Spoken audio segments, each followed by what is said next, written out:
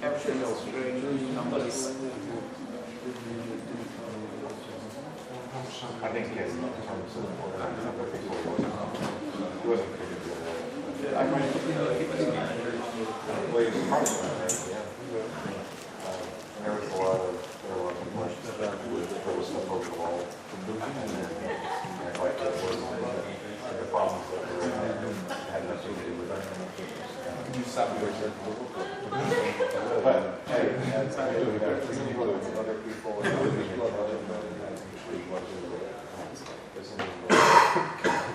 All right. Everybody listen to me for the next 40 minutes or so. 30 minutes or so, whatever it is. Alrighty guys, so I'm going to talk to you today about growing a Perl team and growing the Perl community while you're at it. If you're hiring, like everybody, then hopefully this talk will be interesting to you. If you're not hiring and you just hear about the Perl community, imagine those two are swapped around. So, growing the Perl community and growing your team too. It's basically interchangeable in my mind with the approach that I'm going to suggest today. So just to start off and give you a little bit of context about where I'm coming from, who am I? So this is me. My name is Balhatchet. This was me in Fiji. It was very nice. This is where I am normally in London, and specifically, London Perl events. If you pan across, I'm actually right at the back in that room, listening to Damien talk about whatever it was he was going on about. And I absolutely love Perl. As you can see, I have a CFAN page, I have some modules, and I've been programming Perl since my teens. It was my first programming language, really, and I've been running in it and loving it for a long, long time. This is where I work, and this is relevant to the talk. I'm not just, advertising. The story looks like this at the moment. In a few weeks, it's going to look like this because we're currently working on a redesign. And we're a property search engine based in London, but we work in 8 countries. And the important thing for this talk is to give you some context from where I'm coming from. We're a team of about 15 people, and that's 5 developers, 10 non-developers. So we're a very small team. Even though we've been around for about 7 years, we still have a very big sort of startup feel to us.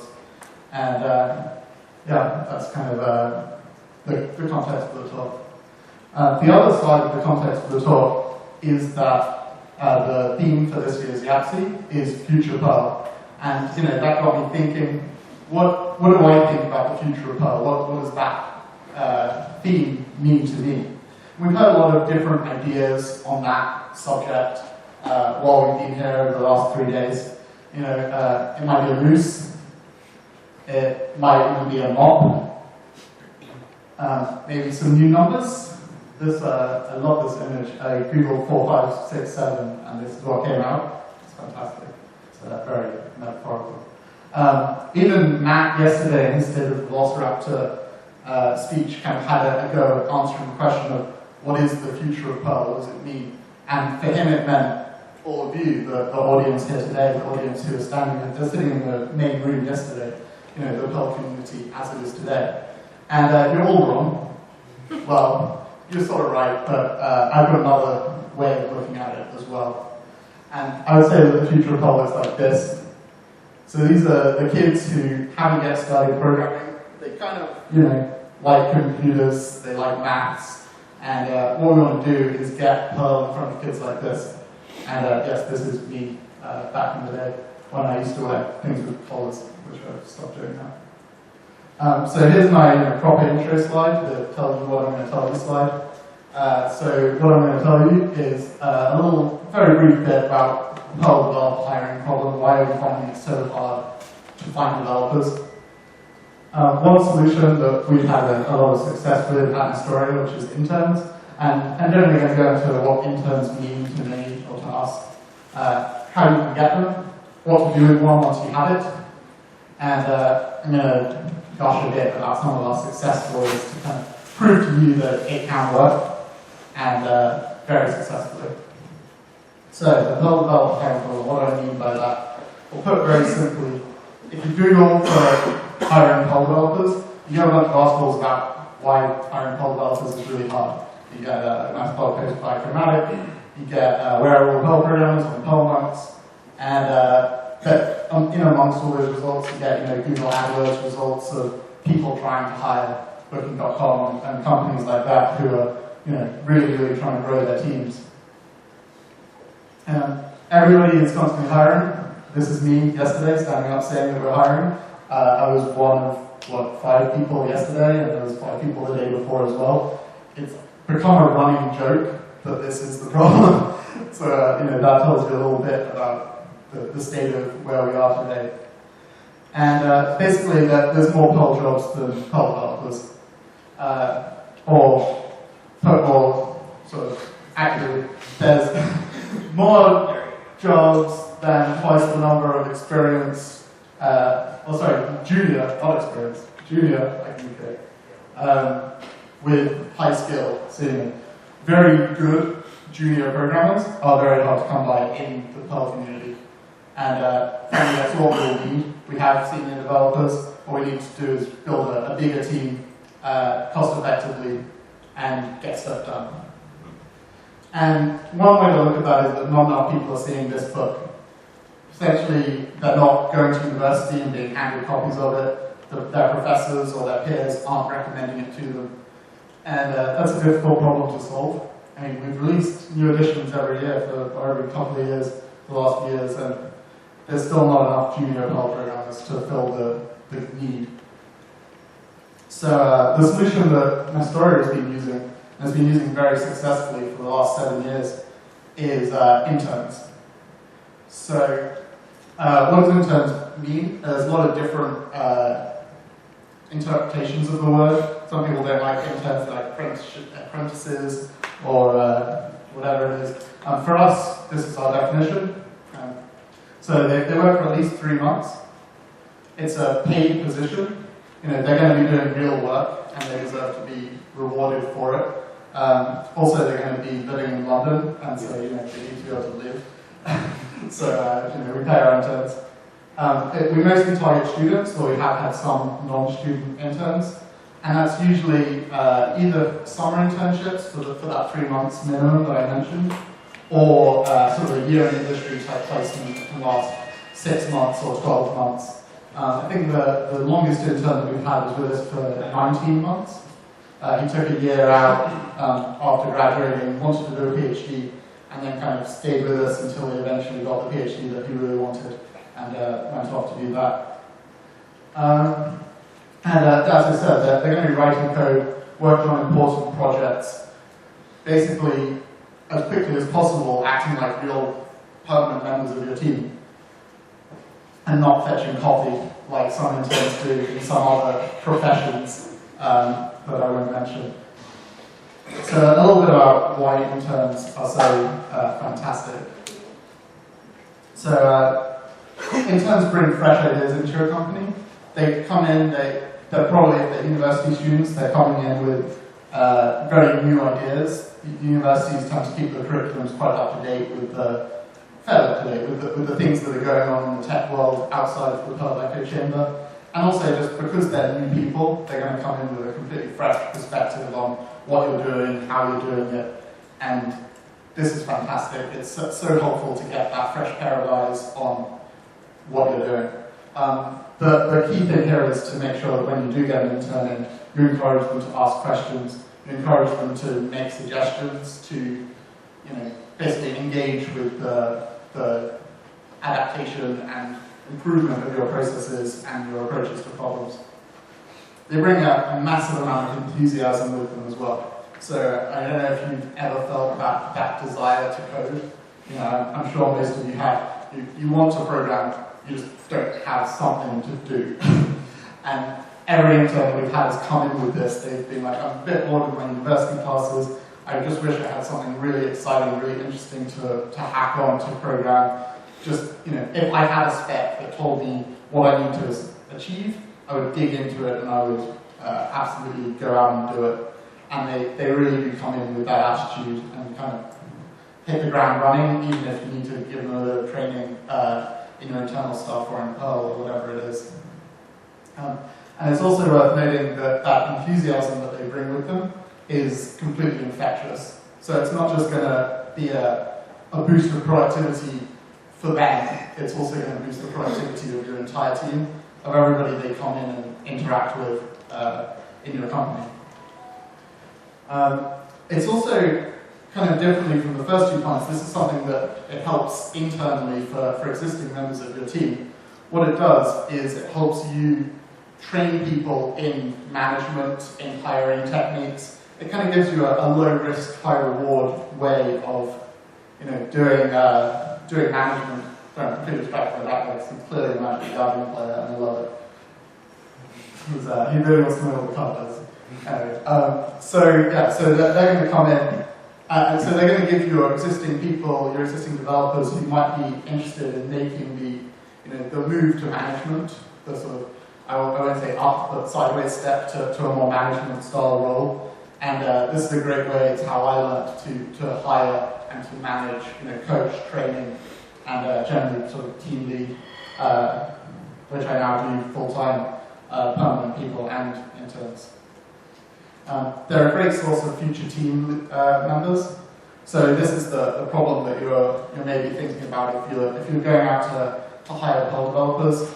You're thinking to yourself, I don't really want an intern who's going to be with me for 3 months. I want an intern who's going to be with me. I want an employee who's going to be with me for years. But we all know how hard those are to find right now. So, just a couple of spoiler for near the end. We had an intern who was with us for 3 months, and he then came back to do a much longer internship later. We had an intern with us for 12 months, who's now come back to be a permanent team member. It really does happen, and I'll talk a little bit more about that later. Actually, no, I'm talking about now according to my notes. So ex-intern permanent hires completely hit the ground running. They already know Perl, but they also already know your internal vocabulary, your technologies that you use. Depending on how long they've been away before they come back, they're going to be very familiar with a lot of your systems, the way that you do things already. And can you imagine having an employee start on day 1 who already knows everything? It's impossible to say how amazing that is. So, yeah. And then coming to the growing the Perl community side of things, this is how, my mission, I love Perl. I want to grow the Perl community. I want there to be more Perl developers out there. I want to teach people who are interested in programming Perl rather than Python or Ruby or whatever else languages are out there, because I do believe that it's the best language to learn first, if not the best language, full stop. And we've had a lot of people come into us from universities. They know Python, they know Ruby, whatever it is, and we train them up in Perl very quickly. Cross-training people from one scripting language to another is really quite simple. And hand them learning Perl, hand them programming Perl, hand them Perl best practices, whatever level they're at. We've got the books on the bookshelf. And then the really big thing for me here is, yes, the ones that come back are brilliant, but not all of them are going to come back after their internship. What they are going to do is go out into the world and get jobs as Python programmers or Ruby programmers, or hopefully not, but Java programmers. And none of them are going to go out with the idea that Perl is an ugly language, that it's hard to read, that it's unmaintainable. They all believe that Perl is a usable, good language that they've spent some significant amount of time working with, and they're going to share that when people start bad-mouthing Perl. And at the end of the day, if you are hiring, you've got to persuade your CFO or whoever it is to spend the money on new people. And interns are a really good way to get things done at a slightly lower cost than permanent people. Yes, there's some overhead with training them up to start with, but I think it's easy to overestimate that, especially if you get into a cycle of doing it every year. You can get very efficient at training people up on Perl and getting people up to speed in that way. And their productivity versus their cost is really quite amazing. Okay, so hopefully I've persuaded everybody in the room, especially those of you that have the power to hire, that you should immediately go out and hire an intern or 3. and find some Ruby whiz kid or something and teach them Perl, grow the community, because it's what we need. So how do you go about that? Well, you need a job ad, that goes without saying, or maybe it does. I had a question from someone yesterday about how we find interns. It's like, well, we put a job ad up and people found it. It's not that hard. So this is actually what our job ad looks like. It's localcom/jobs/intern, and it's been there since 2006, which may or may not have given it some SEO cred or something. But it's not really changed very much, except to change the CSS at one point. And it's quite informal. It kind of matches the tone of the company itself. And for me, when I read this in 2006, I was very excited to go work at this company. And we've had a lot of compliments from university students who read this and go, that this made me really excited. I wasn't going to do a job this summer. I wasn't really that excited about the prospect of getting some work experience this summer. But when I found this job ad, I was like, oh, I'm sold, I have to do this.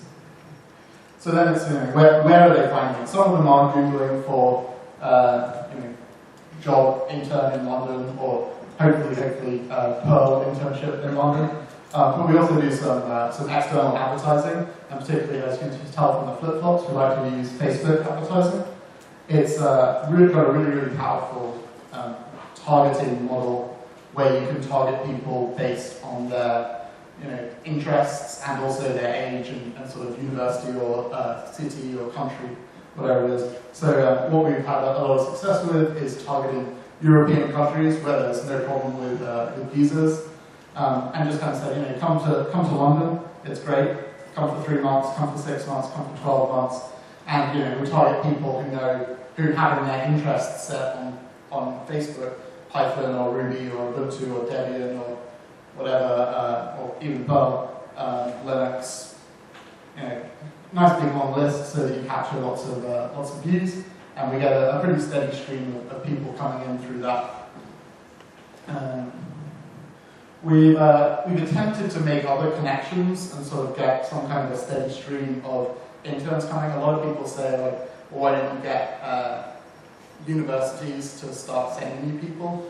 To be honest, we've had very little success with that. Universities that do have some kind of a year industry program tend to already have deals with the big companies, the Microsofts, the Googles, the IBMs, whoever it is. And they're not really that interested in sending one person to a small company in London. What we have started to experiment with is other sources of sort of education that aren't universities.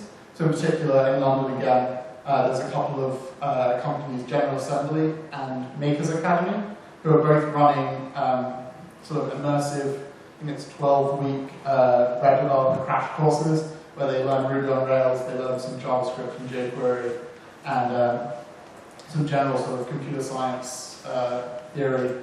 And they're now looking for post-course sort of internships or apprenticeships that are Monday to Thursday, and then on Friday they do more training with General Assembly. And I'm very interested in trying that out this year. I can't say whether it's a success yet, but it's a thing that exists. So once you've got some candidates, you've got to interview them. And once again, this is kind of a given. It's very similar to dealing with a real, a permanent hire that you might be considering. One thing to remember is that if you're bringing someone on for 3 months or 6 months, the bar is actually higher than if you're bringing them on for longer, because you really need to be sure that they're going to pick things up very quickly. They're not going to be a burden on you in terms of training requirements, and they're going to be quite independent in their learning. So one thing that I have done actually is when I make the offer, I hand them a copy of Learning Perl and say, okay, great, I'll see you in a few months, go with that. And then they come in with some knowledge, and they've kind of played around, and they've gotten some good use out of it. So you're going to squeeze out extra time out of the internship in that way. But yeah, remember that the bar needs to be quite high, particularly on the ability to learn quickly side of things. So our internship interview has 3 stages. I'm just going to run through them. First off, we send them out a text quiz. So this is sent as a PDF. It's got some questions on it. Quite a variety of questions, really. So there's some actual programming problems, very, very basic things like print out the first 20 square numbers, then take a command line argument to, instead of 20 square numbers, it prints out that many square numbers, things like that. We asked them some sort of opinion questions, what's your most interesting, what do you think is the most technically impressive website that you know about? And then I got the answer of Google about 8 times in a row. So I've now changed that to what's the most technically impressive website that you know about that's not Google. Because I'm fed up about myself. Yes, Google is very impressive. They return lots of results in very small amount of time. But, give me a more original answer, please. I want to get to know you a bit. And then it's also got sort of a project management question. So we asked, here's an idea for a project. How would you build it with this budget? And then we drastically shrink the budget and see how their answer changes, which is quite a fun one. Assuming they make it through, sorry, I just had one more point on the text quiz. With interns, there's often not going to be a whole lot to their CV. So that's why the text quiz is quite involved. We ask them to spend quite a lot of time on it. It's really a big supplement to the CV. Because they're going to say, I'm at this university, I'm on this course, I've got these grades so far.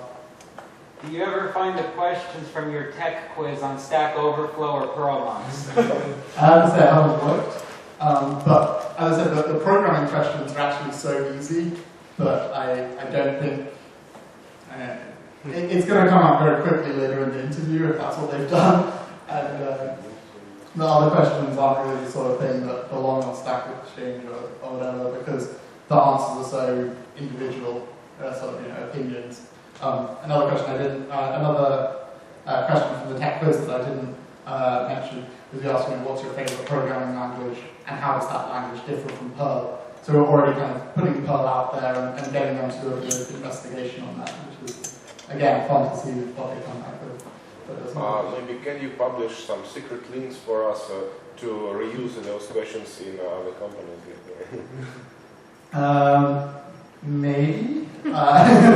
Basically what I'm going to try and do is give you these slides with my slide notes that I'm looking at on my screen there, which go into a lot of detail on what I'm saying. So hopefully that amount, sort of what I've said, will be already written down for you as soon as I figure out how to do slide notes with SlideShare, which haven't had much luck with in the past. So anyway, so if they make it through the tech quiz, then we go on to a Skype chat. It's often a Skype chat because they're not in the UK. If they do happen to be in London, we'll make it a chat over coffee, but phone is much easier. And here I'm really, again, trying to supplement the fact that they don't really have a CV. They've been taught how to write a CV. On a CV you put your work experience and your name and stuff in your school, but they don't have much of that yet because they haven't graduated university. So here what I'm really trying to do is get the CV that I wish they had written, which is like, I started programming at this age, and I got into it with this project, and my first language was this, but then I discovered that PHP is terrible, so I switched to Python, and I discovered Django, and it was really cool, or whatever their history is. I've heard lots and lots of different stories, and they're always really interesting. And through that discussion, you also get a really good feel for how technically minded they are. Can I ask them a question and get the response straight back? How does their mind work? How do they solve problems? So what you're really looking for in these first 2 sections is what I would call the potential. They don't have the experience yet, but you need to know that they can learn quickly and that they're going to ramp up to a high skill level when they do learn quickly. And finally, we kind of do a proper interview when we bring them in and put them in front of a keyboard, get them to do some programming, and get them to interact with some other members of the team. As I said, we're a 15-person company, which means that every hire, even interns that we bring on board, is a large percentage of our team when they do join us. So it's very important that they kind of there has to be a good cultural fit, so we take them out for lunch and get them to interact with a very large number of the team members at that point. And then we make sure they can interact well with the product manager, the people who are kind of making the decisions and looking at the data of how our users are behaving, what we should be building, why we should be building it. And again, I mentioned way back in the Fresh Ideas slide that you need to be encouraging them to make suggestions and ask questions. And this is an opportunity for them to prove they can do that by asking questions in the interview.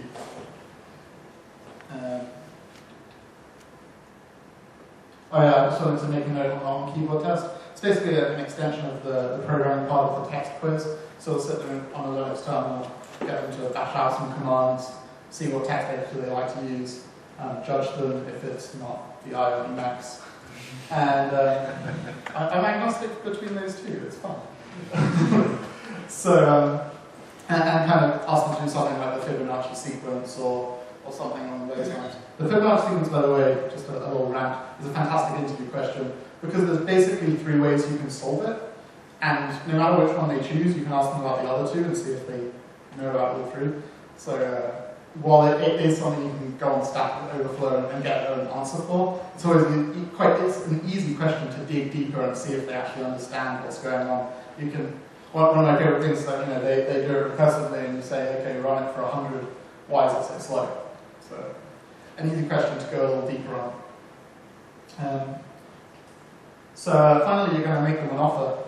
And there's not much to say about that really. Phone them up or get them around for coffee and say, we would like you, please come join us. And I should have said way back that before the text quiz, we should be figuring out what the dates are and making sure that all the logistics are correct. Make sure they can actually do 3+ months, and you can have them for that amount of time. You'll be able to have projects for them and things like that. One thing to note on this point is that the offer that we make includes a salary, so as I said, they get paid. And we split the salary sounds like we're doing it very unfairly. We basically give them a monthly salary that's very reasonable and is going to let them live in London. And then we also have a bonus at the end, which is performance-based.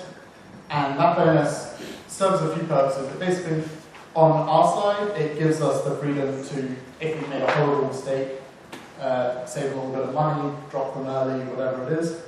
Incidentally, I think we've only ever knocked them bonus out once, and that was the time that we added the keyboard test afterwards, because that would have very easily canned it. And the other reason for the bonus at the end is, as I said, these are often university students that they're going back to university afterwards. And honestly, if they're working all summer and living in London all summer, they're going to spend most of their salary during that summer. So it's nice to send them away with a little bit of money for their first term back at uni. They actually feel like, oh, I worked all summer and I got something out of it, which is always a really nice feeling. So how do you work with your interns once you've gotten them? You've made them an offer, they're coming in, and it's time for their first day. They're coming 12 hours early. No, wait, that's wrong. From their point of view, they're coming in on their first day, but you've got to do some preparation first. So when you're working with interns, as I said, you've got to train them up. They might not know Perl already. They're not going to know your internal systems, and they're not going to have a whole lot of work experience. My approach to working with interns from the beginning is to give them real things to do, real projects, always real projects, so they feel like they're making a contribution, and so they are. But essentially, ridiculously overspec them. So say, go to the, not quite this insane, but go to this file and change this line to say this line, and then check it into SVN, which unfortunately we're still using. That'll get them through the rhythm of doing a project, and then as that continues and continues, then it's going to, you're going to be able to specify less and less as you go on. This is something that's quite tricky if you're a first-time manager. You're going to spend an hour specifying something that you could have done in 5 minutes. Just deal with it. That's required, and it's going to pay off in the long term. I know it feels horrible because you could just do it, but it's worth it because that's how they learn, that's how they're going to figure out how to do things. And you'll find that quite quickly you should be able to specify less and less, and hopefully allow them to write their own specs and set their own deadlines after a month. Because then, if you can get a month of training, 2 months of actual work out of a 3-month intern, you're going to be very happy with the way that you spend your money. So, alright, so it's really the first day of work now. So, your first day of work, it's basically the first day of work for anybody. They come in, they get a computer, they get an email address, they set some stuff up, they do a little bit of learning, and yeah, that's basically it. First day should be very easy. One thing I do like to do is get people to check things in on the first day, just so that they're immediately interacting with that sort of system. So, get them to fix a very small test bug, or actually what we have on Astoria is Astoria is made by a random person on the team. So they can just add their list to that and check it in, and that's a very easy first thing to do. We also use mailing lists a lot, so we get them to have an email address, sign up for all the mailing lists, and then get them to send an email to all@loku.com saying, "Hi, this is me." As I said, give them books. Basically show them the bookshelf and say, anything you're interested in, take it, just bring it back, please. And that's about it. You're also going to basically want to be very, very available for them to ask questions, whether that's technical questions or process questions or people questions, whatever it is. But if they have something that's confusing about Perl to them, help them out. That doesn't have to be you. That could be someone else on the team. Kind of assign them a small problems mentor, something along those lines.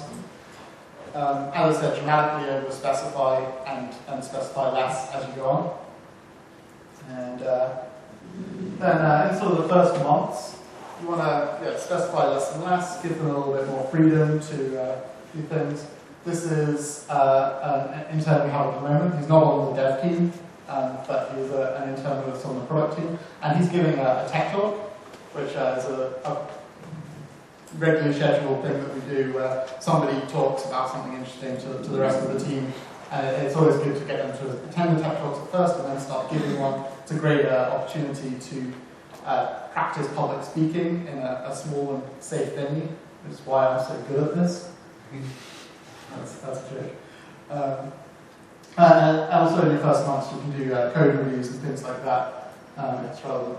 Beyond the first months, as I said, I'm kind of thinking about 3 months, or 6 months, or 12 months.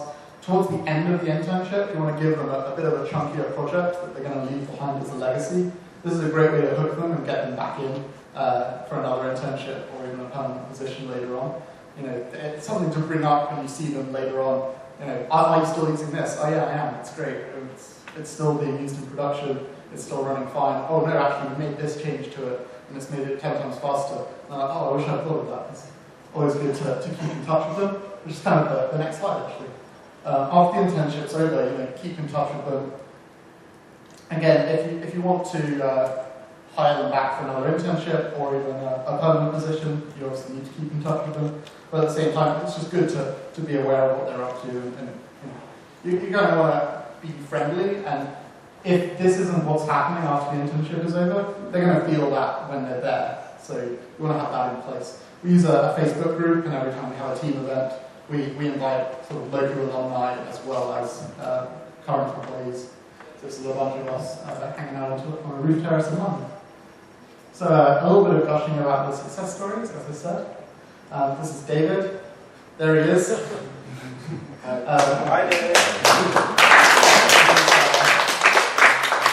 He was a 12-month intern with us a couple of years ago. Went back and finished his degree in computer science at Cardiff, and has now joined us full-time, which is fantastic. This is Vincent. He's there. He was with us for 3 months, about 2 years ago, 3 years ago. And then he came back and joined us, took a year off university, and joined us for 16 months. So he took 1 year off university and 2 summers either side, and came back and has been massively improving our geocoder, among other things. And he's now going to go off and do his own startup. at the end of August. Sadly, he's leaving. But he is doing that startup in Perl. And of course, me, so I didn't spoil this, I meant to, but I didn't. I was an intern way back in 2006. And that wasn't me doing the same pose, that was me telling him that I know I've got 5 minutes left. So yeah, I was an intern back in 2006 between my second and third years of university, and came back after I graduated, similarly to David. Came back as a regular sort of Perl developer, junior Perl developer, and worked myself up, worked my way up in the ranks to become CTO of Nestoria for the last year and a half. So, you know, interns can really work out if you hire them really early on and get them hooked. So, yeah, go out and hire some interns and help the future of Perl by making more Perl developers. And if all of you go out and make an intern, then I can poach them as permanent developers in a year and a half or so. So, thank you. Any questions? We've got about 3 minutes. What's your take, this may be a troll question, but I love troll questions. what's your take on interns and IP theft or trade secret theft by them? That the next employer is going to get all of your IP and all of your business models and things like that? We're very public about our business models. I can tell you it right now if I'm on 3 minutes. So it's not really a concern for us, but I can see where it would be a concern for other people. And I imagine you'd have to basically put that into some kind of a contract, you know, non-disclosure or a non-competitive. Basically try and force them with some kind of contract. Non-disclosure agreement, NDA. Yeah. Or like a non-competitive thing where they can't go and work for a company that is in a similar space, something along those lines. Any other questions? Yep. Hello, what do you think about telecommuting? Have you ever tried it, and why? We haven't tried, well, actually that's the last story. We have tried telecommuting with permanent and very experienced developers. And even then, it didn't work out very well because management is so hard at that level, at that sort of distance.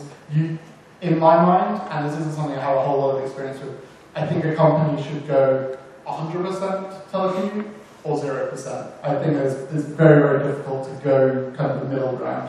But as I said, I've had quite negative experiences with it, and CTO at whatever age I am, I've had a fairly small amount of experience full stop, so very hard for me to comment.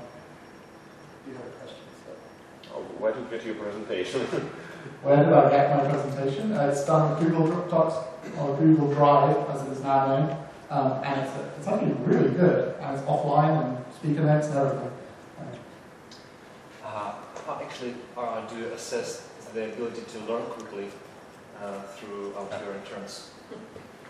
So the question is, how do I assess the ability to learn quickly? It's very, very difficult. There's 2 ways to do it, and we do both. I would recommend just choosing one. One way is to see how they're graded in university, how they taught themselves in programming languages. As I said, the people who we're targeting have taught themselves Ruby or Python or PHP or whatever it is. These aren't really languages that are taught in university, so that's already showing you that they can teach themselves, which is a big part of it. And then the other part is in the Skype chat and the in-person interview, you can kind of get a feel for are they able to learn by doing a little bit of teaching during that. So our approach to interviewing, question asking, is to keep asking questions, going harder and harder until you hit what they don't know, and then teach them a little bit of that and see if they get it, which is an approach that works quite well for me.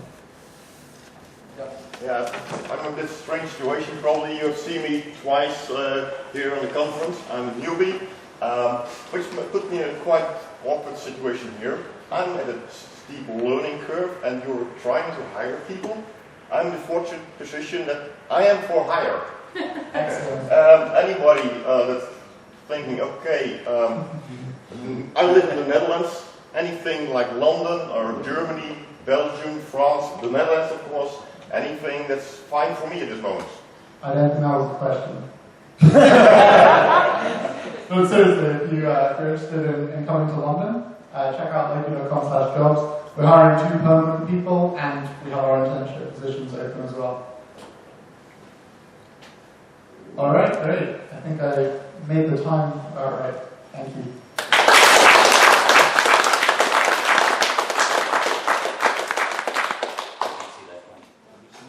I want to turn the message.